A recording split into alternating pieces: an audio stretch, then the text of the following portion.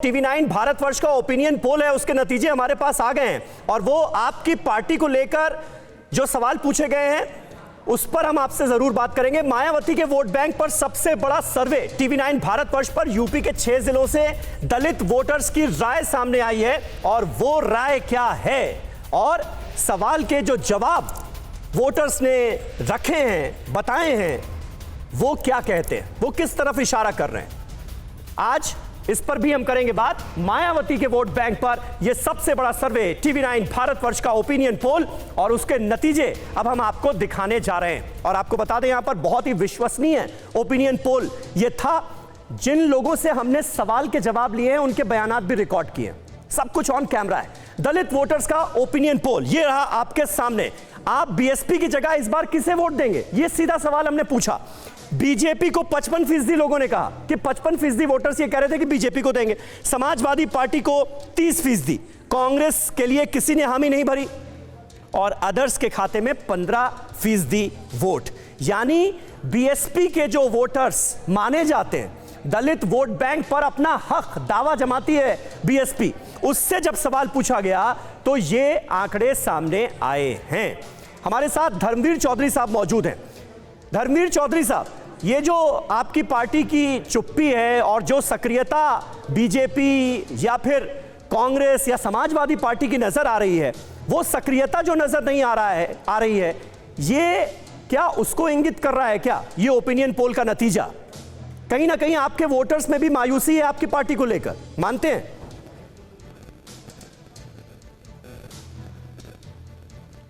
समीर अब्बास जी, Bahujan Samaj party का 20 साल का इतिहास जरा पढ़ लीजिएगा आप।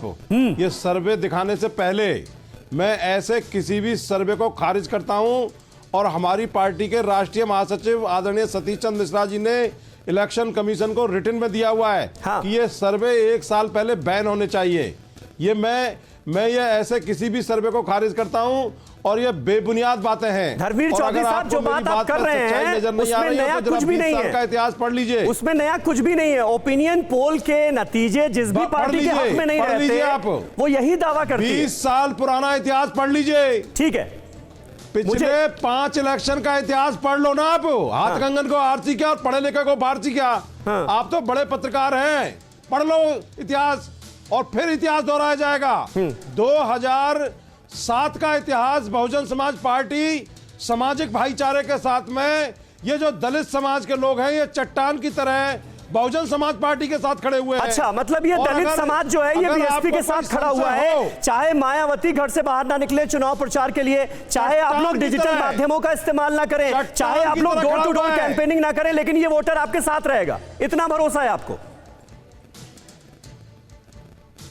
समीर जी, ये जो समाजवादी पार्टी और बीजेपी को आप दिखा रहे हैं ना, ये जो मीडिया प्रायोजित कार्यक्रम चला रहा है, अच्छा, दोनों पार्टियों के समर्थन में, इससे ये दोनों पार्टियां बीएसपी से भयभीत हैं। आज बहुजन समाज पार्टी के प्रत्याशियों को 1 साल से ज्यादा हो गया निर्वाचन क्षेत्र में अपने, वो लगातार जो है हाथी के निशान और झंडे के साथ में बढ़त बनाए हुए हैं और उससे जो है ये बीएसपी से घबराए हुए हैं। बहन जी, और बहुजन समाज पार्टी की अपनी स्ट्रेटजी है। ठीक है, हम अपनी स्ट्रेटजी का खुलासा ना टीवी मीडिया में करते हैं ना सोशल मीडिया में करते हैं। ग्रास रूट पर, बूथ पर हम मजबूत हैं और वही कारण है।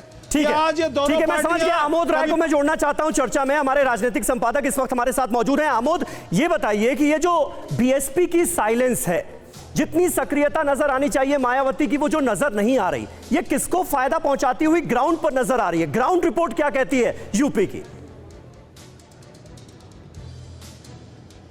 देखिए समीर, इसको 2 बातों से समझना होगा। बीएसपी अगर साइलेंट है और अपना रिदम में नहीं है, चुनाव प्रचार उस ढंग से नहीं कर रही है जिस ढंग से करती आई है पहले, तो निश्चित तौर पे बीजेपी को आपको मूव को देखना होगा। बीजेपी ने जो टिकट का डिस्ट्रीब्यूशन किया है उसको ध्यान में देना होगा। बीजेपी ने जो कार्यक्रम चलाए हैं और जो केंद्र सरकार के फायदे पहुँचाए हैं उनको ध्यान देना होगा। निश्चित तौर पर बीजेपी उस वोट बैंक को टारगेट करने के लिए पूरी तरह से पिछले सालों से जुड़ी हुई है। और आपने देखा कि टिकट का जो बंटवारा हुआ उसमें पहली सूची आई, उसमें तकरीबन 60% ऐसे सीट थे जो या तो दलित या ओबीसी क्लास को दिया। फिर जो दूसरी सूची आई है उसमें भी आप देखिए कि लगभग 50 सीट जो है 85 की सूची जारी होती है और उसमें लगभग 50 सीट दलित या पिछड़े वर्ग के लोगों को दिया जाता है। इसके अलावा जो योजनाएं चलाई जाती हैं, जो डायरेक्ट बेनिफिट कैश का ट्रांसफ़र होता है वो ज़्यादा से ज़्यादा उनके अकाउंट में जाता है। तो कहीं ना कहीं बीजेपी लगातार ये प्रयास कर रही है, सालों से प्रयास कर रही है, और मायावती का जो वोट बैंक अगर खिसकता है तो उसका फायदा किसी न किसी तरह से बीजेपी को मिले, इसके लिए पूरी ताकत लगाई हुई है। बिल्कुल, इसके लिए पूरी ताकत लगाई हुई है। सर्वे के कुछ और नतीजे हमारे सामने हैं, आंकड़े हमारे सामने हैं, वो जरा अपने दर्शकों को बता दें। सर्वे में 70% वोटर्स ने माना मायावती ने दलितों का भला किया। ये देखिए 70% वोटर्स ये मान रहे हैं। 20% वोटर्स ने कहा वादे के मुताबिक काम नहीं हुआ। तो ये एक बड़ा आंकड़ा है जो निकलकर सामने आया है। मुझे लगता है थोड़ा सा धर्मवीर चौधरी साहब जो इतने नाराज खफा नजर आ रहे थे, ये आंकड़ा जो है वो सामने आने के बाद और सुनने के बाद उनके गुस्से में थोड़ी कमी आएगी। बहरहाल दलित वोटर्स का ओपिनियन पोल क्या कह रहा है जरा देखिए। क्या मायावती ने दलितों का भला किया? अभी भी 70% ये वोट बैंक मानता है, दलित वोटर्स मानते हैं कि हाँ उन्होंने भला किया है। 20% कहते हैं नहीं। 10% की कोई राय इस बारे में निकलकर सामने नहीं आई। यानी यहां पर एक तरफा मामला है। बिल्कुल 70% एक तरफ और 30% एक तरफ।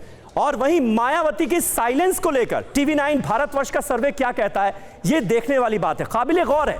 65% दलित वोटर्स बोले इस बार बीएसपी सक्रिय नहीं है, एक्टिव नजर नहीं आ रही। यह 65% दलित वोटर्स की राय निकलकर सामने आई है। तो यह आंकड़ा भी बीएसपी को पता होना चाहिए। यह एक बड़ा आंकड़ा निकलकर सामने आया, बड़ी बात निकलकर सामने आई है इस ओपिनियन पोल में। क्या मायावती आपको चुनाव में सक्रिय लग रही हैं, एक्टिव नजर आ रही है? यह हमने डायरेक्ट सवाल वोटर्स के सामने रखा था। तो 20% ने, सिर्फ और सिर्फ 20% ने कहा कि हां वो तो एक्टिव हैं, सक्रिय नजर आ रही। लेकिन 65% दलित वोटर्स ये मानते हैं कि इस बार मायावती एक्टिव नजर नहीं आ रही है।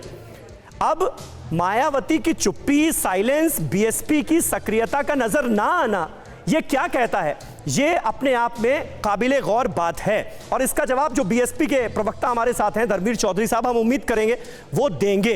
लेकिन ये बड़ी बातें निकलकर सामने आ रही है। बीएसपी चुनाव से गायब है, ये एक बड़ा मुद्दा है। प्रियंका गांधी ने भी इस मुद्दे को उठाया, फिर मायावती ने उसका जोरदार जवाब दिया। लेकिन सब कुछ ट्विटर के माध्यम से हो रहा है।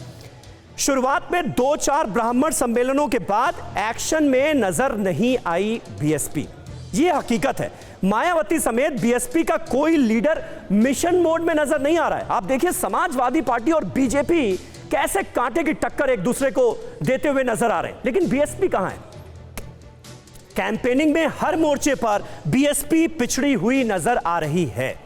डिजिटल प्रचार या वर्चुअल रैली जैसे कार्यक्रम भी बीएसपी की तरफ से आयोजित नहीं कराए जा रहे हैं। बीएसपी में नेताओं की बीजेपी एसपी जैसी आवाजाही भी नजर नहीं आ रही है, क्योंकि यह आवाजाही भी चुनाव से पहले कई बड़े संकेत देती है। लेकिन यह भी हम नहीं देख रहे हैं कि बीजेपी से या समाजवादी पार्टी से कोई बीएसपी में जा रहा हो।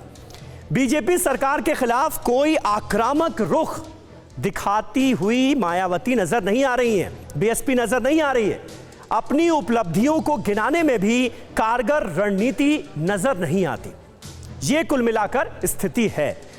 कोरोना धर्म नहीं देखता, जात नहीं देखता, अमीर गरीब ऊंच नीच नहीं देखता। कोरोना सिर्फ मौका देखता है। लेकिन आप उसे मौका मत दीजिए। बस इतना कीजिए, जब कभी दफ्तर से, बाजार से घर लौटिए तो इतना ख्याल जरूर रखिए कहीं आपके साथ कोरोना आपके घर तो नहीं जा रहा।